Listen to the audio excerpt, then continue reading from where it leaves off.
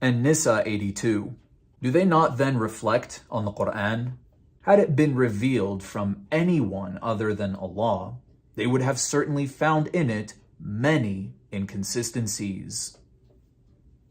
In our last video, we discussed the Islamic dilemma. We looked at verses in the Quran which openly declare that it is the Bible that stands in judgment over the Quran. In fact, the Prophet Muhammad was told by Allah, if you are in doubt concerning what we have revealed to you, then ask those who have been reading the book, that is, the Bible, before you. It is the truth that has come down to you from your Lord, so never become one of those who doubt. If Allah openly declares the book, the Bible, as being the truth, then why would the Quran contradict itself by saying, so believe in Allah and His messengers and do not say Trinity? Stop. For your own good. Allah is only one God. Glory be to Him. He is far above having a son. This in itself is the Quran's greatest inconsistency. No one can refer to the Bible as being the truth, then turn around and say there is no Trinity. Therefore, according to the words of An-Nisa 82, the Quran is certainly filled with inconsistencies, which means that it had to have been revealed to Muhammad by somebody other than Allah. And if that's the case, we have to ask who? Who really revealed the Quran to Muhammad? The only way to answer these questions is to thoroughly examine the way in which Muhammad received his revelations.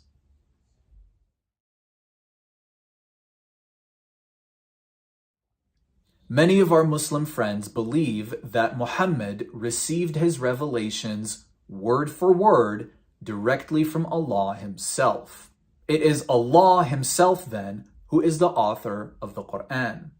And this makes Muhammad His messenger, who was relaying the words of Allah to us. This is why Muhammad is called Rasulullah, meaning messenger of Allah. But how did Muhammad's prophethood really begin? Sahih 6982. He, Muhammad, used to go in seclusion, the cave of Hira, where he used to worship Allah alone continuously for many days and nights. He used to take with him the journey food for that stay and then come back to his wife Khadija to take his food likewise again for another period to stay, till suddenly the truth descended upon him while he was in the cave of Hira. Muhammad used to go on multiple day journeys to Hira, where he would stay in a cave, hoping that a divine revelation would come to him in his sleep. He did this several times until one day, the angel Jibril or Gabriel came to him in it, the cave, and asked him to read. The Prophet replied, I do not know how to read. The Prophet added, the angel caught me forcefully and pressed me so hard that I could not bear it any more. He then released me and again asked me to read, and I replied, I do not know how to read. Whereupon he caught me again and pressed me a second time till I could not bear it any more.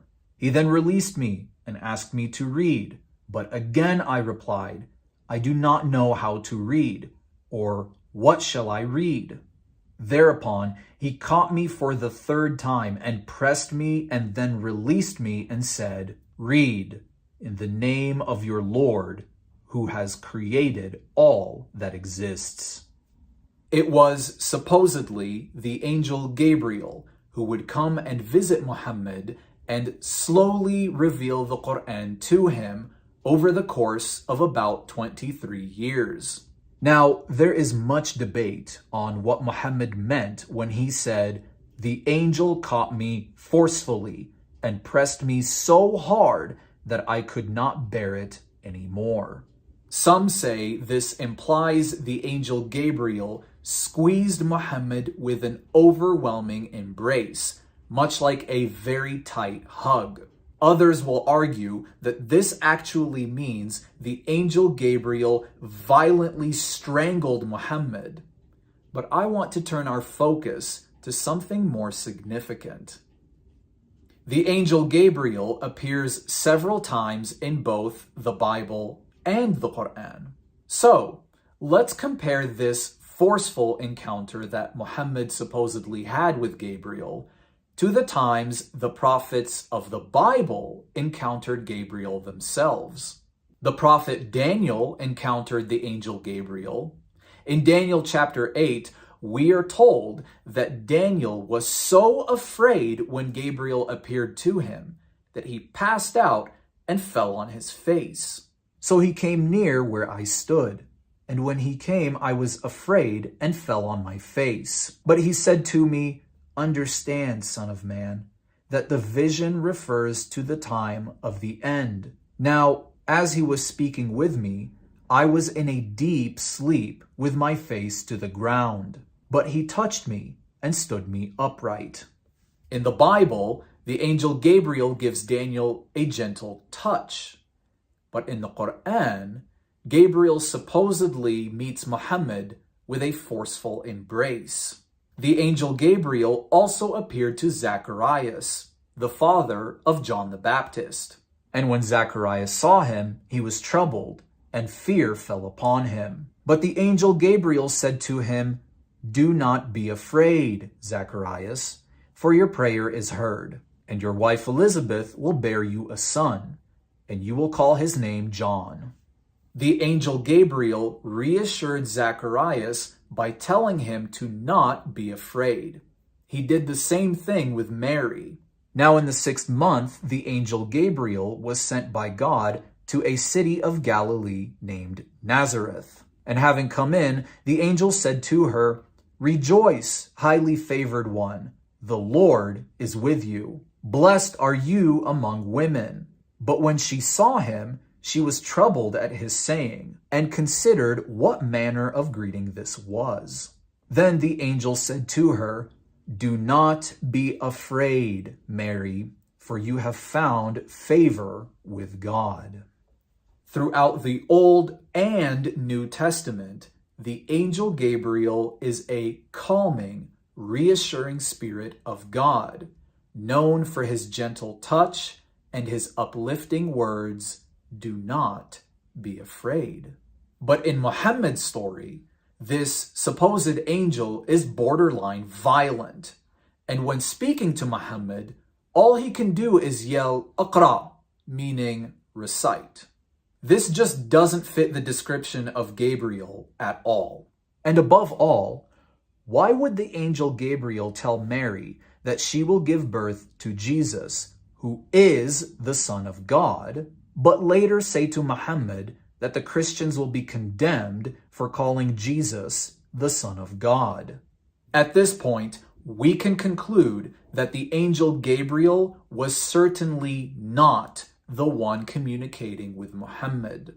So who was?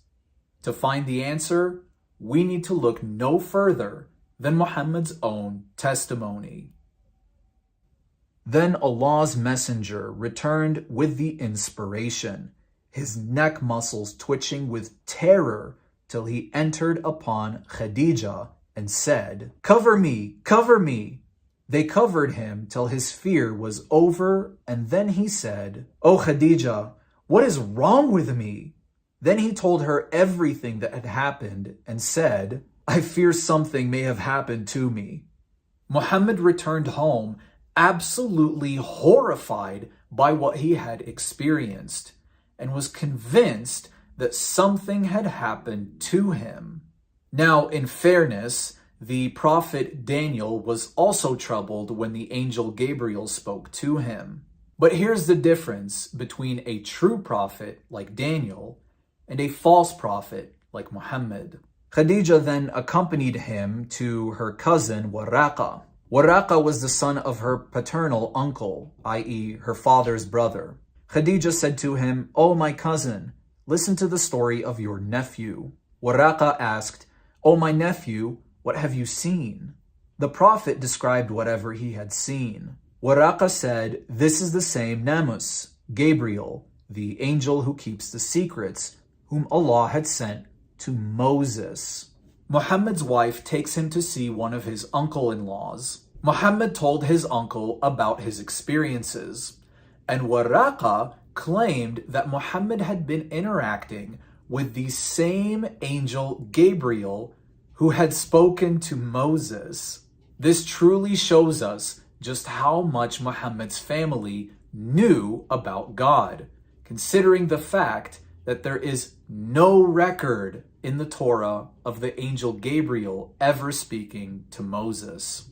But that's okay, because after a few days, Waraqa died, and the divine inspiration was also paused for a while, and the Prophet became so sad, as we have heard, that he intended several times to throw himself from the tops of high mountains. And every time he went up to the top of a mountain in order to throw himself down, Gabriel would appear before him and say, "O Muhammad, you are indeed Allah's messenger in truth," whereupon his heart would become quiet and he would calm down and would return home. You see, unlike Muhammad, the prophet Daniel didn't try to kill himself. Daniel's prophethood began at about the age of 15, when he and the rest of Judah were carried away to exile in Babylon. It finally ended when he died peacefully at about the age of 80 during the first year of King Cyrus. That's about 65 years of being a prophet. On the other hand, Muhammad's prophethood only lasted about 23 years, during which he made several attempts to end his own life because of the unrelenting spiritual torment that he suffered from. Woe is me, poet or possessed. Never shall the Quraysh say this of me. I will go to the top of the mountain and throw myself down, that I may kill myself and gain rest. In his own mind, Muhammad was either poet or possessed, neither of which he could live with. Until next time, salam.